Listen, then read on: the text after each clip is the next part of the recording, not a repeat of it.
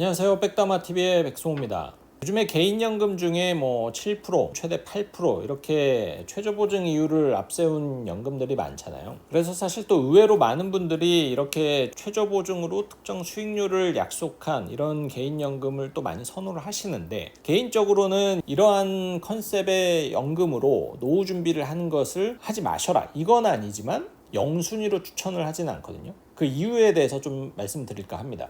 일단 개인연금 종류가 사실 굉장히 여러 가지가 있지만, 운용 방식에 있어서는 크게 공격적인 연금, 그래서 ETF나 펀드로 내 적립금을 불릴 수 있는 연금이 있고, 혹은 방패와 같이 안전한 연금이죠. 특정 수익률을 보증해주는 최저보증형 연금, 이렇게 크게 두 가지입니다. 개인적으로는 노후 준비는 좀 공격적으로 괜찮다라기보다는 공격적으로 해야지만이 노후 준비가 되지 않나요? 저는 그렇게 생각을 하거든요. 왜냐면은 내가 월급 300만 원을 받으면 100만 원씩 노후 준비를 할 수 있는 게 아니잖아요. 많아봤자 30만 원, 50만 원인데 그 돈을 가지고 이렇게 좀 공격적인 투자가 아닌 이상은 노후 자금다운 노후 자금을 마련할 수가 없거든요. 그래서 저는 이제 투자를 해야 된다라는 생각인데, 이러한 저의 투자 성향을 꼭 고려하지 않더라도 이 최저보증형이 갖고 있는 아쉬운 포인트가 좀 여러 가지가 있어요. 그리고 그 포인트들을 이 연금을 선택하시는 분들도 알고 계셔야 나중에 후회를 안 하시기 때문에 그 포인트에 대해서 좀 설명을 드릴게요. 자, 일단 저는 투자에 있어서 장기 투자를 할 수만 있다라면은 저는 이 수익성과 안정성을 동시에 가져갈 수 있다고 보거든요. 실제로 사실 20년, 30년 투자를 했는데 손해를 봤다, 물론 찾으려면 찾겠죠. 하지만 인덱스, 특정 국가의 인덱스를 투자를 했을 때 내가 20년, 30년을 투자해서 과연 손실을 본 어떤 섹터가 있었는가, 사실 찾기 굉장히 어렵거든요.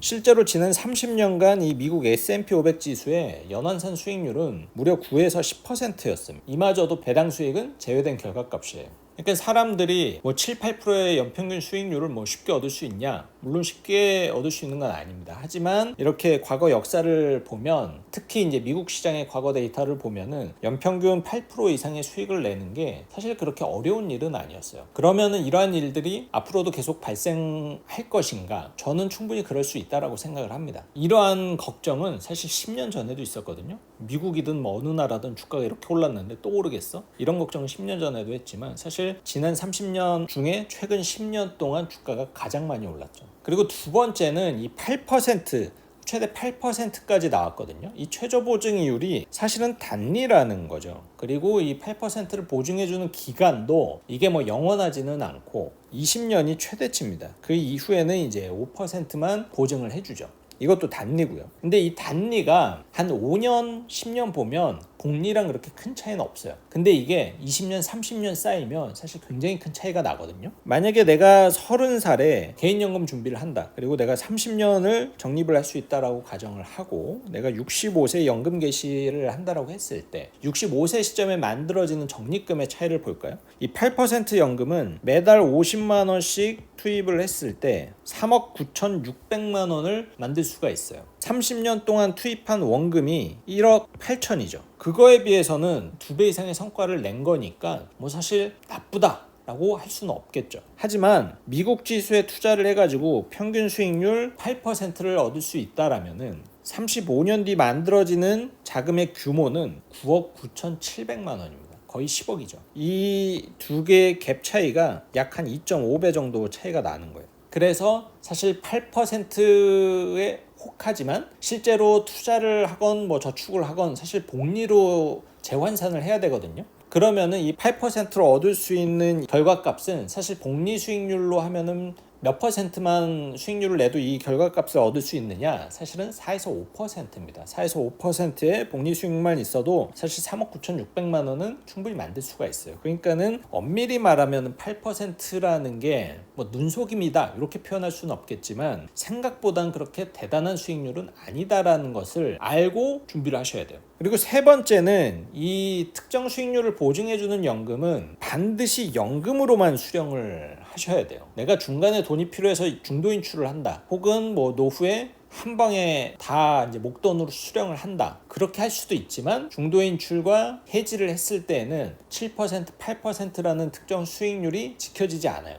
그때는 펀드 운용 성과에 따라서 받을 수 있는 돈이 달라지는데, 이러한 연금들은 비용이 많이 발생이 되기 때문에 원금을 못 건지는 케이스가 상당히 많을 수가 있어요. 그래서 이런 걸로 개인연금 준비를 하시다가 내가 연금이 아니고 내가 정말 어떤 좋은 기회가 있어서 이 돈 중에 일부는 목돈을 찾아가지고 뭐 사업을 할 거다, 뭐 혹은 임대주택을 구매할 것이다, 이런 계획을 세울 수가 없다라는 것을 알고 준비를 하셔야 됩니다. 반드시 연금으로만 쓰셔야 돼요. 그래서 저는 이런 최저보증형 연금을 영순위로 선호하지는 않아요. 수익성도 제가 봤을 때는 너무나 부족하고, 또 나중에 무조건 연금으로 받아야 된다라는 게 약간 좀 불안 요인이죠. 왜냐면 노후라는 것은, 저도 당연히 연금은 많을수록 좋다라는 입장이지만 노후에 갑자기 또 목돈이 필요할 수도 있잖아요. 그랬을 때 좀 대처가 어렵기 때문에 그다지 선호하지는 않습니다. 하지만 이런 최저보증형 연금이 필요하신 분들도 있어요. 물론 돈이 많아서 두 가지를 다 준비하셔도 좋아요. 근데 좀 추리자면은, 일단은 소득 규모가 너무너무나 여유로워서 노후 준비를 하는데 100만 원, 200만 원씩 저축을 하는데 어려움이 없으신 분들, 그분들은 뭐 위험 부담을 느끼면서 투자를 해서 뭐 노후 준비를 하실 필요 저는 없다라고 보거든요.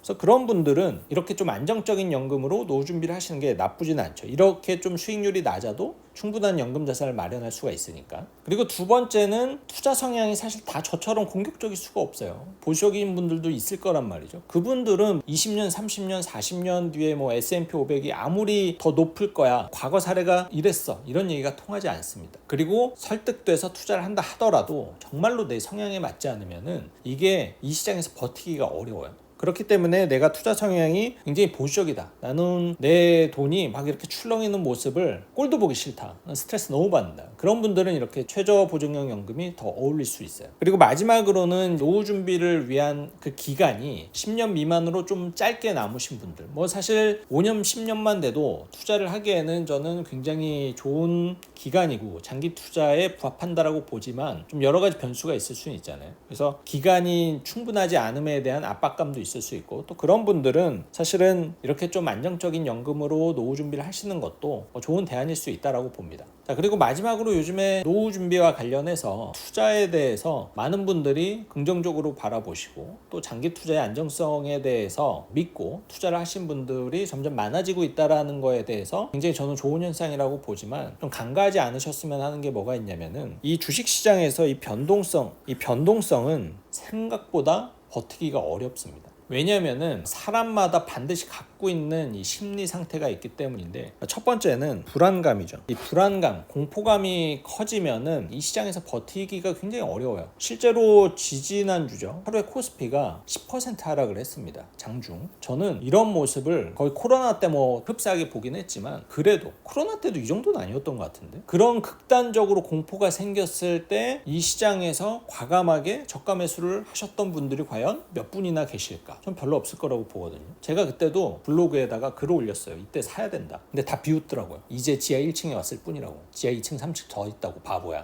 근데 지금 어느 정도 다시 회복됐잖아요. 물론 다시 떨어질 수도 있어요. 떨어지면 또 사면 되거든요. 근데 이걸 하실 수 있는 분들이 많지 않다라는 거예요, 생각보다. 그러니까는 뭐 공부를 하면서 뭐 공포에 사고 환희에 팔아라, 그러면은 된다, 나도 그렇게 할 거야 라고 이제 뛰어들지만, 막상 현실로 맞닥뜨렸을 때는 행동이 그렇게 나오지 않을 수 있다라는 거를 알고 투자를 시작을 하셔야 되고, 또 두 번째 요인은 인출 욕구예요. 이게 뭐냐면은, 개인연금이든 뭐든 이 금융자산이라는 것은 이제 돈이 쌓이면은 내 눈에 명확하게 보이잖아요. 내가 뭐 한 500, 1000 쌓였을 때는 이 돈을 뺄 생각을 하지 않아요. 왜냐면 그 돈 빼봤자 할 수 있는 게 없거든요. 근데 이게 5천, 1억, 2억 가면은, 근데 수익률도 좋아, 그러면은 이게 인출 욕구가 엄청나게 심해집니다. 왜냐? 그 돈 가지고 할 수 있는 게 너무 많아요. 집을 바꿀 수도 있고, 부채 해결을 할 수도 있고, 차도 바꿀 수가 있고. 그러다 보니까 사실 이 주식시장이 부동산이랑 이렇게 비교했을 때 성공하기가 어려운 이유가 바로 이것 때문이죠. 인출 욕구. 장기 투자를 할 수가 없는 거예요. 그 중에서도 이 변수가 저는 가장 크다라고 봅니다.